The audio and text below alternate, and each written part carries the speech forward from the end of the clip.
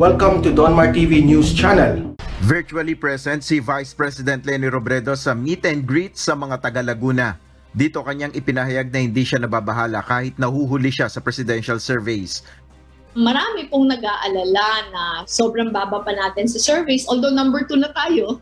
Nagsimula po tayo para number 6 yata ako sa surveys. Number 2 na tayo ngayon pero marami pa tayong ihabol. Hindi po tayo dapat mabahala. Ayon kay VP Robredo, para matulungan ang mga nawalan ng hanap buhay dahil sa pandemya, isusulong niya ang pagtulong sa mga maliliit na negosyo sa pamamagitan ng conditional stimulus package at pautang na may maliit na interes. Nakipagdialogo naman si Senador Manny Pacquiao sa mga manggagawa mula sa sektor ng kalusugan. Pangako niya uunahin ang kapakanan ng healthcare workers lalo na ngayong patuloy ang pagtaas ng COVID-19 sa bansa. Sakaling ako ay mananalo, titiyakin ko po na maitaas ang sahod ng mga nurses at healthcare professionals sa minimum na 50,000 kada buwan. Sa isang news release, sinabi ni Ferdinand Bongbong Marcos na ang epektibong paraan para mapababa ang singil sa kuryente ay ang paggamit ng renewable energy. Ayon kay Marcos, natural sources of energy na ang gagamitin ng bansa at hindi na gagamit ng coal at fossil fuel. Magandang hakbang din anya ito upang matugunan ang problema sa climate change at maging sa global warming. Sa FB account ni Senator Panfilo Lacson, ibinahagi ang isang video kung saan makikitang pumasok na ang senador sa kanyang opisina. Kinamusta pa niya ang kanyang mga staff. Si Lacson ay ilang araw ring nanatili sa kanyang tahanan matapos magpositibo sa COVID-19. January 12, inanunsyo na siya ay fully recovered na mula sa impeksyon. Sa isa pang FB post, nagbabala si Lacson sa mga magnanakaw sa pamahalaan o mga corrupt government officials. Magkawala na kayo. Hindi kayo nararapat mapabilang sa ating lipunan. Inanunsyo naman ni Manila Mayor Isko Moreno na simula bukas, bubuksan na ang bagong Manila Zoo at magsisilbi na rin itong vaccination site. 1,000 tao kada araw ang papayagan lamang na makapapasok sa Manila Zoo ng libre. Kids and elderly can go to Manila Zoo starting 8 a.m. to 8 p.m. Minors 12 to 17 years old, first dose. Minors 12 to 17 years old, second dose. And elderly, whether they're guardians, parents, or yung mga lolo't lola ko. Para makakuha ng libreng ticket, pumunta lamang sa www.manilazoo.ph at sa mga magpapabakuna, maaaring pumunta sa manilacovid19vaccine.ph para sa pagpaparehistro. Ayon kay Yorme, maaari namang magparehistro sa mismong Manila Zoo ang mga nagdanais magpabakuna o makakuha ng booster shots. See, her lips talks fast that her brain cannot catch up. Actually, ang nangyayari kasi kay Ma'am Leni, hindi siya sanay ng candid. Diba? Pag candid, si Leni, yung brain niya, hindi, ganito na lang. Yung yung utak kasi ni Leni is, pa siya, ma'am, she's, dial up. Yung bibig ni Leni ay digital. So analog, digital, dial up server saka fiber optic. Yung bibig niya is fiber optic internet, yung utak niya is dial up. So talaga nagka-crash. Incompatible yung utak ni Leni saka yung bibig niya. Should Leni agree to be interviewed by you, what is going to be your first question? My first question to Leni would be, Madam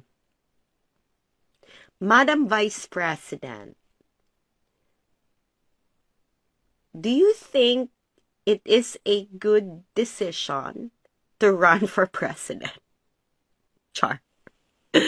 Hindi. I don't know. Maybe I would ask Leni about her educational background, kung anong natutunan niya, and how was she able to actually practice it and utilize. Kasi diba,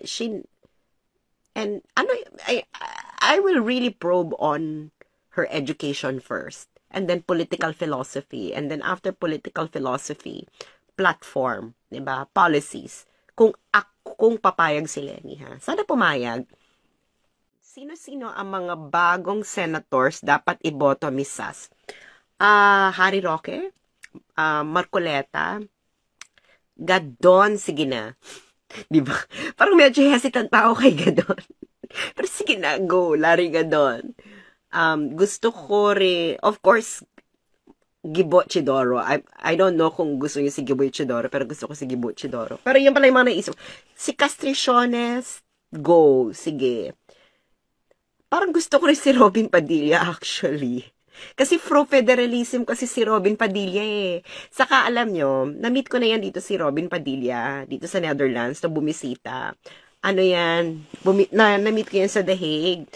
Ano ha, may utak, magaling si Robin Padilla, very historical. Tanong ni Raquel, ay, nawala na. Ano nyo na lang, i-type nyo na lang ulit.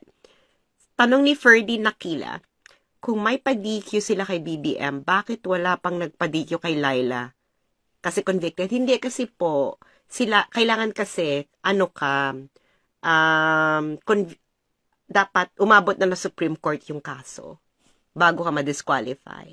So, pwede pa siyang tumakbo kahit nakakulong. Kita mo diba si Trillanes? Aminin nyo, karamihan sa inyo, bumoto kay Trillanes nung una siyang tumakbo ng senador, nung nakakulong pa siya. Aminin nyo yan. Tanong ni Bimbo, Dolkime, do you think Isko's numbers will be a threat to BBM worst case? No. Isko's number will not be a threat. Ang layo. 8%, mabibit mo yung 60% or 50%. Ang layo. No. Next week, magla-live uli ako ng mas maayos. Kasi itong format na to, mga ano lang to, usapang walang tulugan. Diba? Next week, i-analyze ko yan. Yung kung anong pwedeng mangyari. Sabi ni tanong ni Aubrey, close po ba kayo ni Banat Bay? Hindi eh. So, hindi ko talaga alam kung ba't siya galit. And hindi kasi ako nanonood ng Banat Bay, kaya hindi ko rin alam. Tanong ni Achenorev, ang hirap naman ng pangalan mo. Ay, ang bilis kasi eh.